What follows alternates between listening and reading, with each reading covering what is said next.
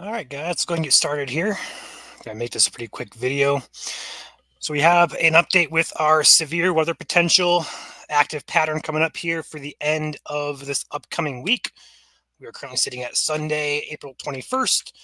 Looking ahead 6, 7 days towards next weekend, Friday, Saturday, Sunday, Monday time frame. Still looking towards that time frame here for severe weather potential and also just an active pattern in general. So let's go ahead and dive in, break this down.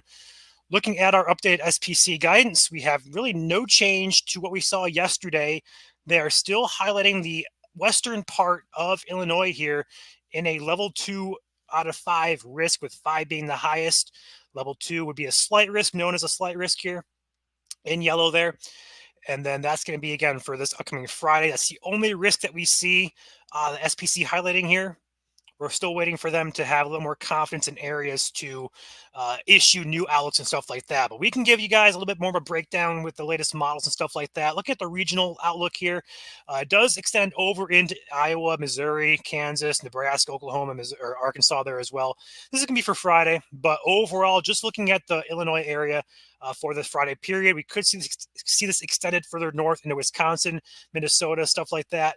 Well, keep an eye on that. But overall, that's your highest risk right now for Friday. But that's the only risk that we see from the SPC for this time frame.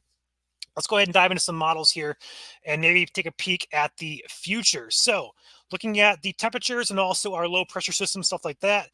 Going into the weekend, or the week, should I say, about 50s or so in the area today across the region. It's going to be a pretty cooler type of start to the week here. Even Michigan, Wisconsin getting a couple free. There's actually a freeze warning tonight for parts of Michigan and as well as Indiana, Ohio, and Illinois there. So freeze warnings or freeze watches, I believe, are in effect for the next couple of nights here for parts of the Midwest. But as you get in toward the Thursday, Friday time frame, you see a return of the warmth. We're talking probably more like 60s. And then Friday is that day, the first day, should I say, to start watching here. We see a low pressure system out in the plains move toward the area on Friday. It draws a warm front across the area. That's why we see that severe risk in place for Friday. Moving into Saturday, we see that low pressure move north. A warm front is then draped across Michigan. So areas like Michigan, Indiana, Ohio, Illinois getting back in the warm sector for that. Looking towards Sunday, that continues to trend with another warm front with another system over here. Warm front gets draped across Iowa, Wisconsin, Michigan. So Ohio, Indiana, Illinois, also parts of Michigan, Wisconsin getting in the warm sector of this. And we move in toward Monday. We see that low pressure deepen and also strengthen. We're looking at 80s here, widespread 80s for next Sunday at this point in time. And then back into that Monday period, another big warm up with that low pressure as it kind of moves off to the north and east. And then as we get into the early parts of next week, not like this upcoming week, couple days, we're talking like 7 to 10 days in advance here. A little bit more of a cool down is expected, although a return back right to normal temperatures is expected with that as well. So overall, we haven't changed our thinking here. We're still seeing multiple days from Friday to Monday of potential severe weather, potentially also into Tuesday if this system starts slowing down. So potentially 4 or 5 days here of back-to-back active stretch of weather, which could include severe weather. The day one, or the first day of that, would be Friday. We already see a severe risk in place here from the SPC, but we also have really good confidence coming in here with our ensemble models, which ensemble is basically when one model is ran over and over to get a outlook based on multiple runs of that model. So we look at our overlap here of instability as well as wind shear here. We're going to have 20 members. Each model is one member, or each time the models ran is called a member. So we have 20 members here showing us what they are inputting, or what they're outputting, should I say. Move this into Friday. We see a good coloration here of the wind shear instability overlap for severe weather here. All these models for being of what we consider mid to long range is coming into agreement very well, which is why we have higher confidence in that severe threat on Friday. But with moving to Saturday here, watch what happens here into Saturday. We see the exact same scenarios shape up across all except one. If you look at model number 6, the one that's just plain white down here, second row all the way to the left, that is the only model that really doesn't have anything showing for Saturday. Moving into Sunday here, looking at the exact same picture here. All these models are showing a good overlap of the general same areas here of wind shear and the stability. So that's the day, third day in a row there of that. And moving to Monday as well, we see an almost identical pattern here into Monday, where all these models, except a few of these, looking at 17 and 9 in particular, don't really show much anything. So the bigger takeaway from this is the active pattern is continuing to show on models. It is showing up not only on deterministic single model runs, but also the ensemble members. We have multiple models showing and indicating this as well. This is a GEFS model, the global forecast system. We also have the European to look at. The European is more so on board with one or 2 days of potential severe weather here, but overall pattern of activity still exists there, Friday to Sunday, potentially Monday and Tuesday as well. And with that being said, that is all we have to share with you guys right now.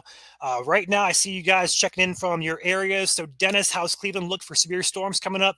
I would say Cleveland has a good shot, although I don't want to get specific on areas just yet, just because we are still in that 6 to 10 day time frame. As we get closer to, say, Tuesday or Wednesday, we'll have some better ideas of where we could be talking severe weather.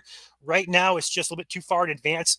If I had to guess, though, judging by what I'm seeing here, Cleveland would have a risk potentially multiple days. Judy, the same goes for you. I think everybody here in the region does have that risk here, whether in Wisconsin, Michigan, Ohio, Indiana, Illinois. If we look at these models, they are showing a good overlap of instability and storm fuel and wind shear here to get cranking. No matter, again, if you're Wisconsin, Michigan, Ohio, Indiana, Illinois, at some point between Friday and we're going to say Tuesday, you guys have a shot at least of some storms here at this point in time.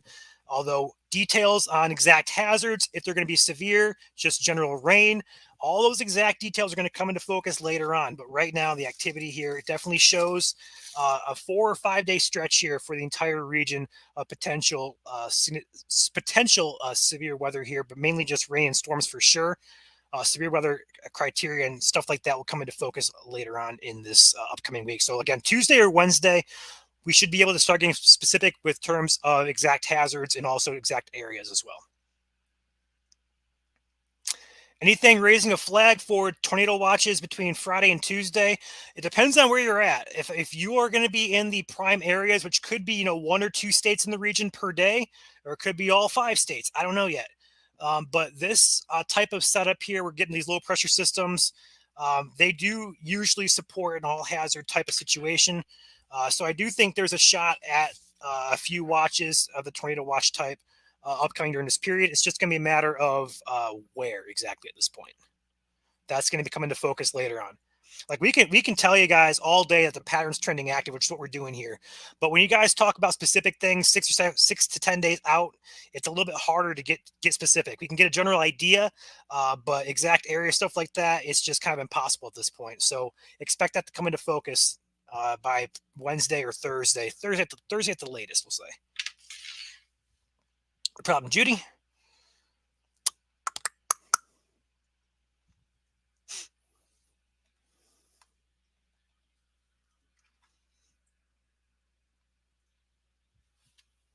Any other questions, guys?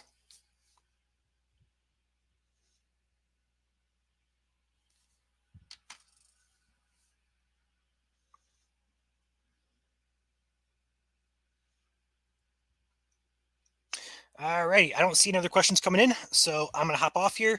Expect another live update tomorrow. Although I will say I do have wisdom teeth surgery tomorrow, so you guys may not get a live stream or a video tomorrow. So depending on how I feel, but right now I do plan to update some form, whether it's a live stream or a post on the pages about the pattern. Expect something tomorrow from me. Otherwise, stay tuned. I'll be back live probably Tuesday or Wednesday, depending on how my mouth feels. But overall, thanks guys for watching. Be sure to hit the like button on the way out, and we'll see you guys next time here for another live stream briefing of this potentially active stretch of weather.